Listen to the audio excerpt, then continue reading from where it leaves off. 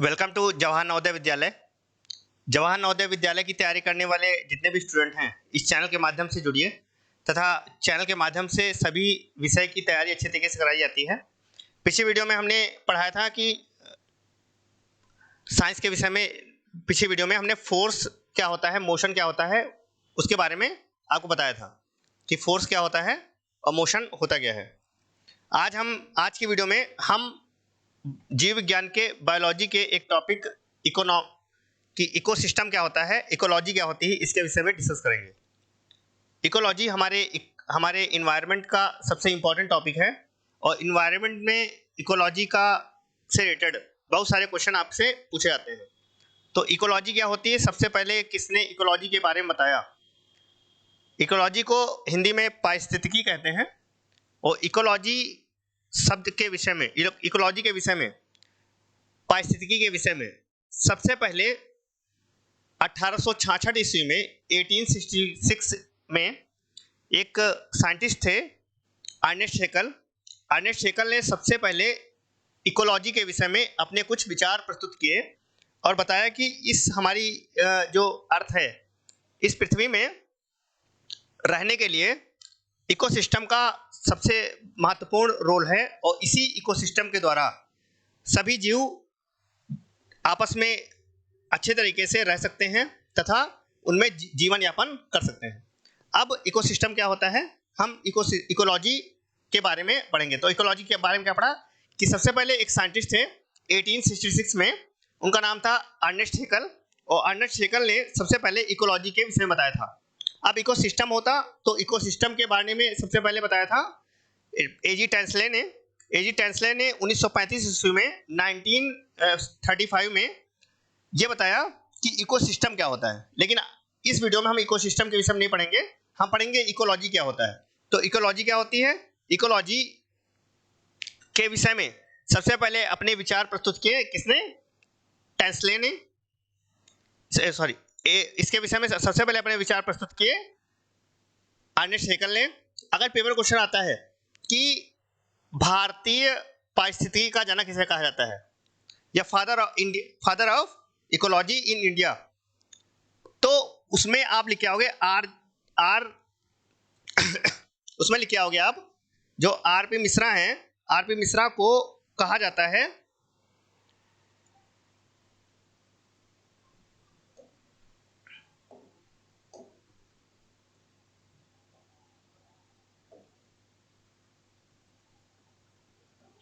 RP. Mishra को भारतीय पारिस्थितिकी का जनक कहा जाता है। अब पेपर में क्वेश्चन आता है कि इंडियन फादर ऑफ इकोलॉजी किसे कहा जाता है, तो वो आर.पी. मिश्रा हैं।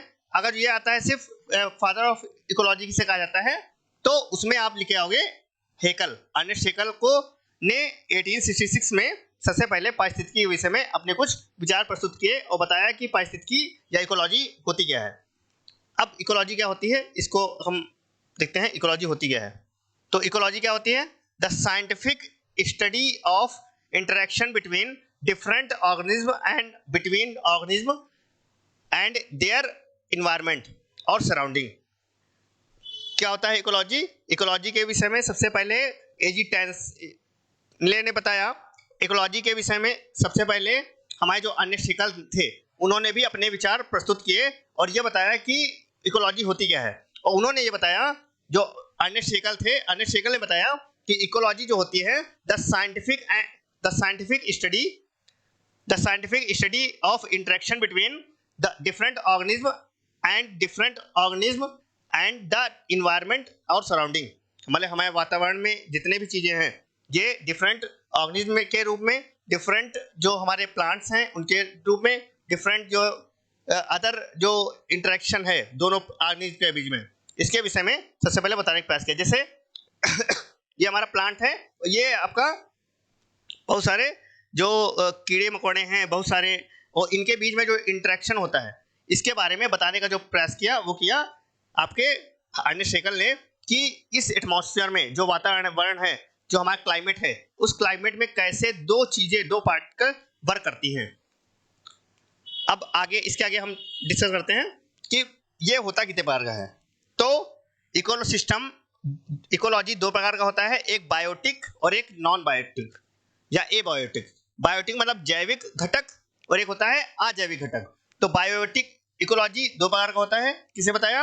ये बताया था अर्नेस्ट हेकल ने 1866 में। क्वेश्चन आएगा पेपर में कि इकोलॉजी के विषय में सबसे पहले अपने विचार किसे प्रस्तुत किए या किसने सबसे पहले इकोलॉजी के बारे में बताया। तो इकोलॉजी को सबसे पहले डिस्कवर्ड किया था किसने? किया था अर्नेस्ट हेकल, एक साइंटिस्ट थे जिन्होंने 1866 में अपनी एक पुस्तक लिखी और उसका नाम था जनरेशन मोनोपोली। उस पुस्तक में उन्होंने इसके बारे में डिटेल में डिस्कस किया कि ये होता क्या है। अब वो उन्होंने बताया कि इकोलॉजी दो प्रकार का होता है। There is two types of ecology. और कितने प्रकार का होता है? दो प्रकार का। कौन कौन सा? एक बायोटिक और एक अबायोटिक। और बायोटिक क्या होता है? बायोटिक मतलब जैविक घटक और बायोटिक मतलब अजैविक घटक। तो जैविक घटक क्या होते हैं? जैविक घटक वे होते हैं जिनमें जो लिविंग थिंग्स होते हैं, जिनमें जीवन होता है, वो सब बायोटिक कहलाते हैं। और जिनमें जीवन नहीं होता है वो सब अजैविक कहलाते हैं। जैसे क्या लिखा? जैविक घटक क्या है कि जैविक घटक या बायोटिक कंपोनेंट्स वे कंपोनेंट्स होते हैं,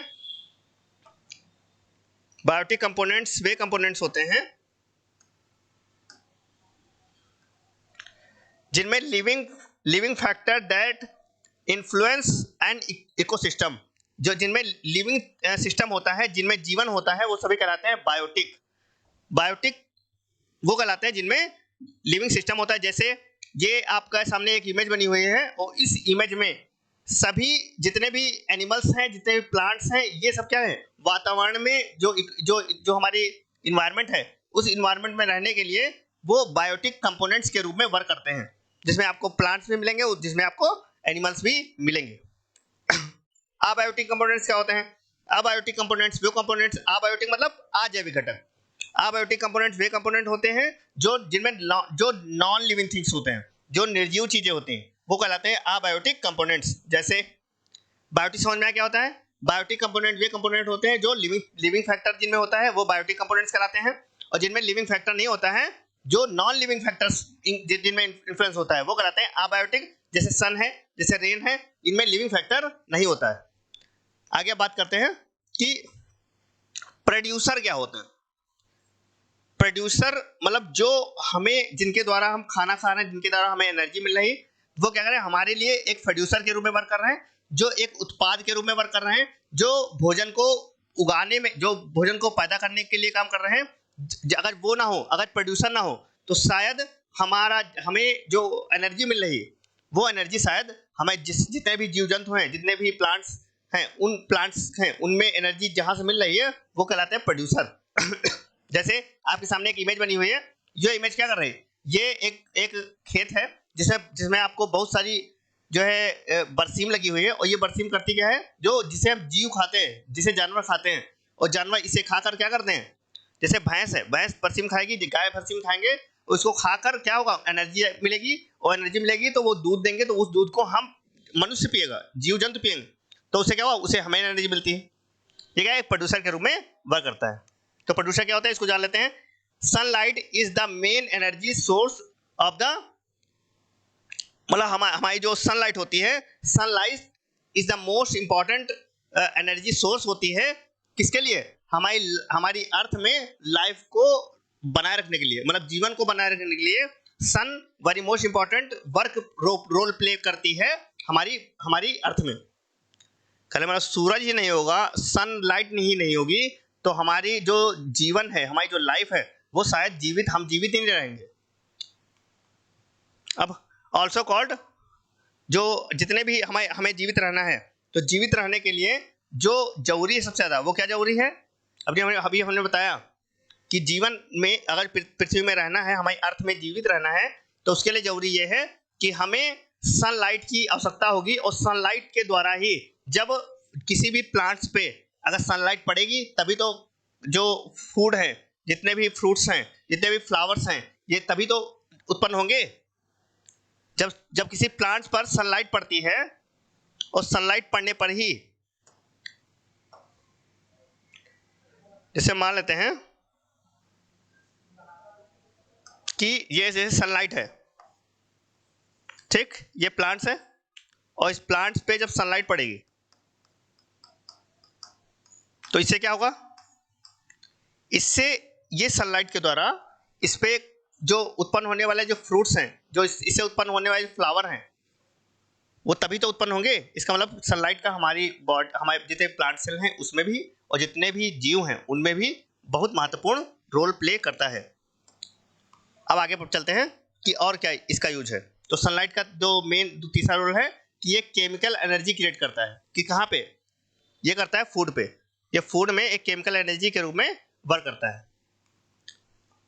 अब इसका कहाँ रोल है, वो प्लांट्स में जो एल्गी होते हैं, जो फंगाई होते हैं, इसमें भी इसका बहुत महत्वपूर्ण रोल होता है।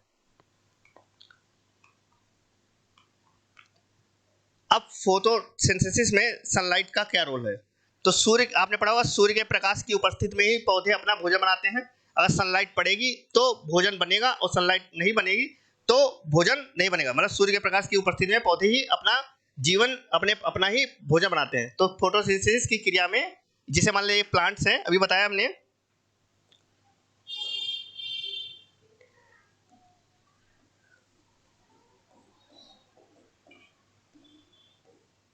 ये एक प्लांट्स है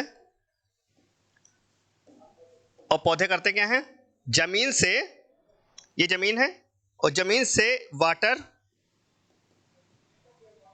तथा मिनरल्स, जमीन से वाटर और मिनरल्स लेकर जब पौधों के ऊपरी हिस्से तक पहुंचाते हैं और सनलाइट इस लीफ पर पड़ती है तो होता क्या है, इसके कारण फूड का निर्माण होता है और इसी को कहते हैं फोटोसिंथेसिस। और फोटोसिंथेसिस की क्रिया में होता क्या है, C6H12O6 जब रिएक्ट करता है जल से तो आपका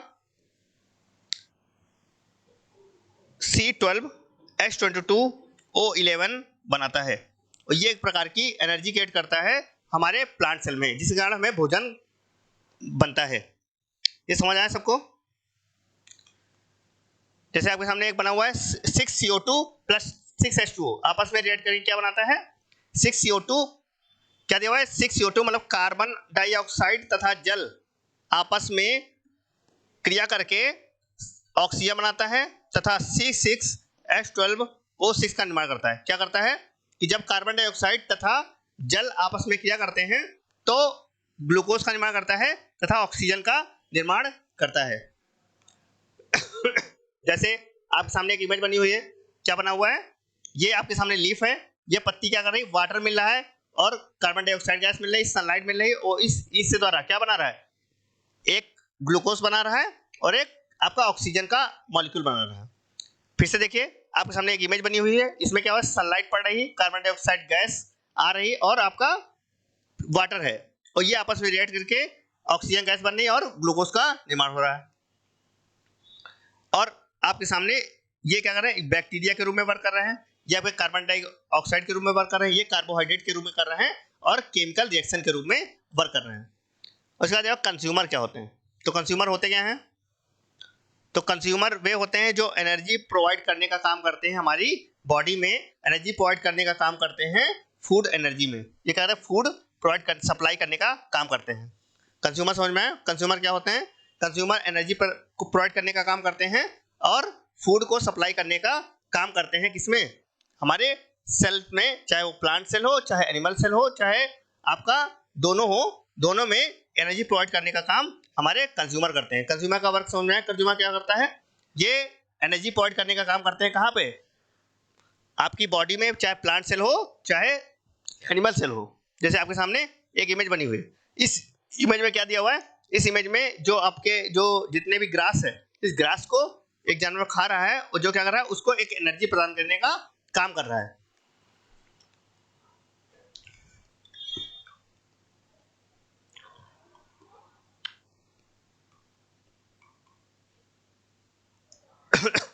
अब देखिए, ये इमेज आपके सामने दी हुई है और इस इमेज में आपको जो दिए हुए हैं कि कौन प्लांट्स को खाएगा और कौन एनिमल्स को खाता है। तो इस इमेज के माध्यम से आपको बताना है कि कौन प्लांट्स को खाएगा और कौन एनिमल को खाएगा। कौन का मतलब ऐसे कौन से जीव हैं जो शाकाहारी हैं, ऐसे कौन से जीव हैं जो मांसाहारी हैं, जो केवल एनिमल्स, कैसे जीव, ऐसे एनिमल्स जो सिर्फ अपने ही प्रकार के एनिमल्स को खाते हैं, वो उनको बताना है आपको।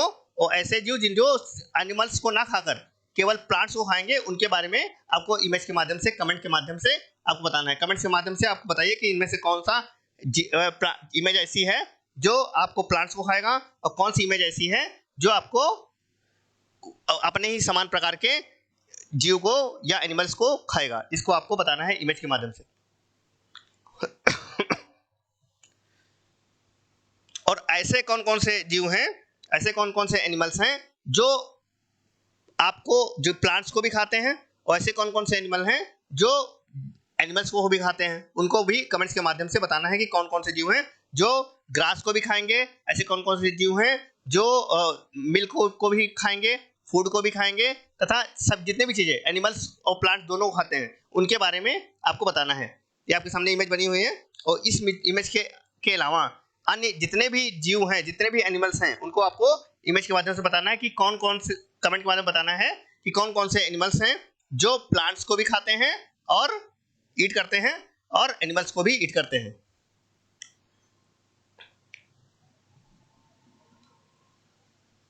और ऐसे कौन कौन से जीव हैं जो केवल मरे हुए जानवर जाते हैं, खाते हैं। मतलब जितने भी डेड एनिमल्स हैं, उनको कौन कौन से जीव खाते हैं, उनके बारे में आपको कमेंट के माध्यम से बताना है। हमने 3 क्वेश्चन आपके सामने पूछे हैं, कौन कौन से, ऐसे कौन कौन से जीव हैं जो शाकाहारी जंतु खाते हैं, केवल घास को खाएंगे, उनके बारे में 5 एनिमल्स के नाम बताना है कि ऐसे कौन कौन से एनिमल्स हैं जो सिर्फ ग्रास को खाएंगे, ऐसे कौन कौन से एनिमल्स हैं जो प्लांट्स और एनिमल दोनों खाएंगे, और ऐसे कौन कौन से एनिमल्स हैं जो सिर्फ केवल आपको मरे हुए जो जीव हैं, जो डेड ऑर्गेनिक मटेरियल हैं, उनको सिर्फ खाते हैं। उनको आपको 5 एनिमल्स के बारे में आपको बताना है। उसके बाद food chain, very most important question, जो आपको पर ईयर बोर्ड पेपर में, पर ईयर आपके नवोदय विद्यालय में जो क्वेश्चन में हर साल आता है। फूड चेन होता क्या है, या इसे कहते हैं खाद्य जाल क्या होता है। खाद्य जाल या फूड चेन होता क्या है, वेरी मोस्ट इंपॉर्टेंट क्वेश्चन। अब फूड चेन होती क्या है, तो फूड चेन 3 प्रकार की होती है, इसके बारे में हम आगे बताते हैं फूड चेन होती क्या है। तो फूड चेन क्या होता है, series of step in which organism transfer energy by eating and being eaten. मतलब जितने भी फूड चेन है, उस फूड चेन का मोस्ट इंपॉर्टेंट जो वर्क होता है, वो जितने भी ऑर्गेनिज्म है उसको ट्रांसफर करता है एनर्जी के रूप में, या तो एनर्जी के रूप में ट्रांसफर करेगा, या तो उसको बीइंग ईटन के रूप में वर्क करेगा। जैसे पहला क्या है, पहला आपके समझ जाओ, ये डायरेक्शन देता है एनर्जी के रूप में, ट्रांसफर करने के रूप में।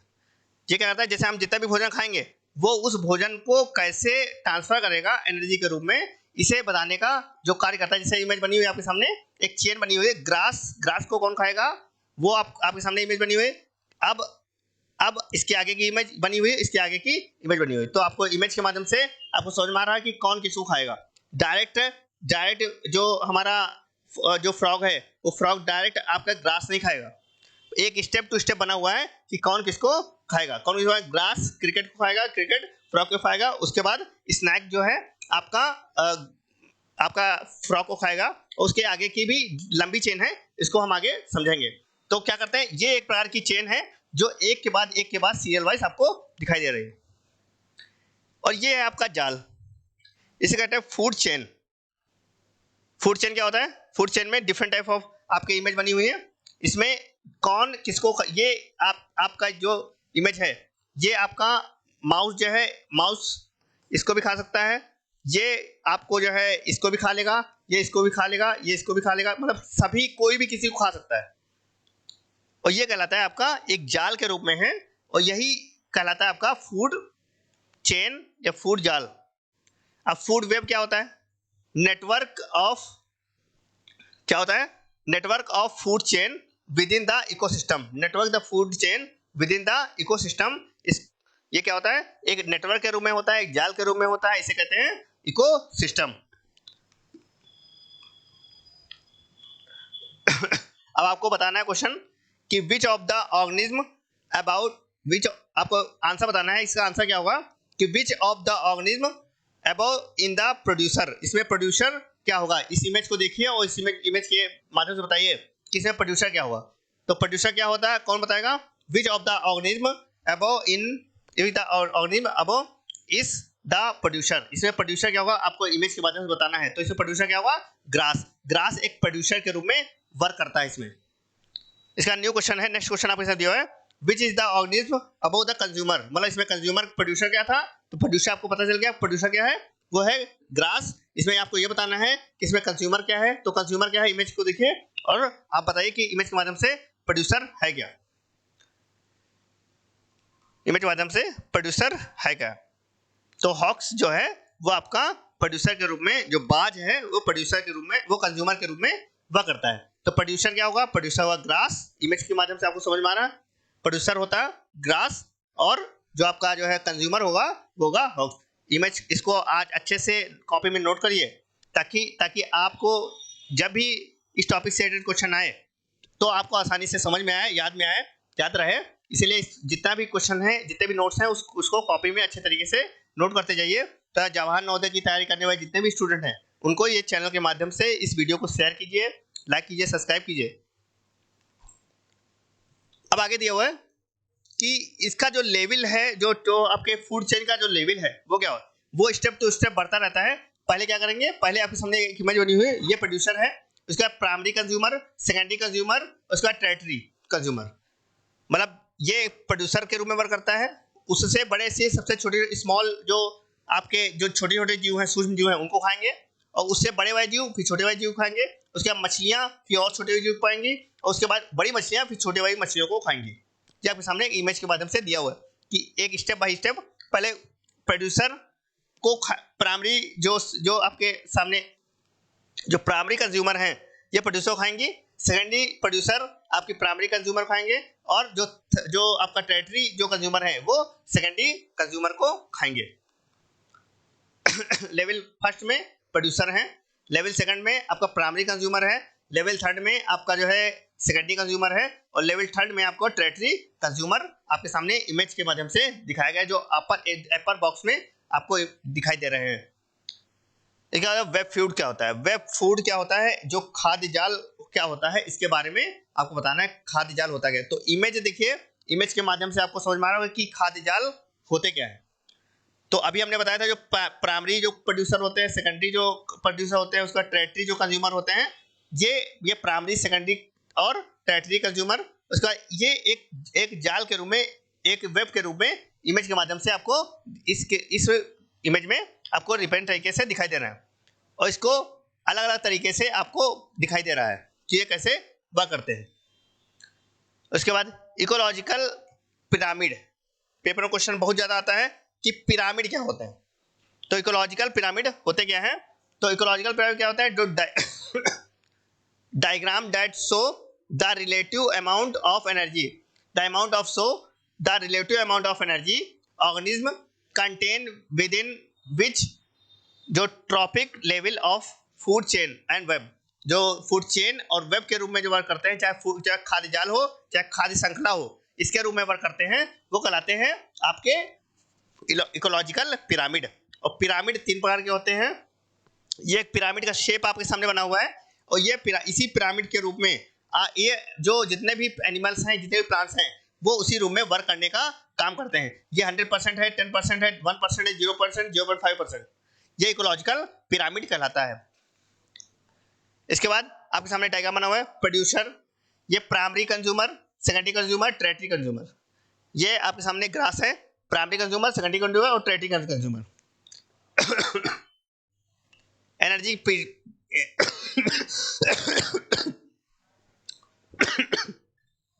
Energy pyramid show relative amount of energy available in each tropical level.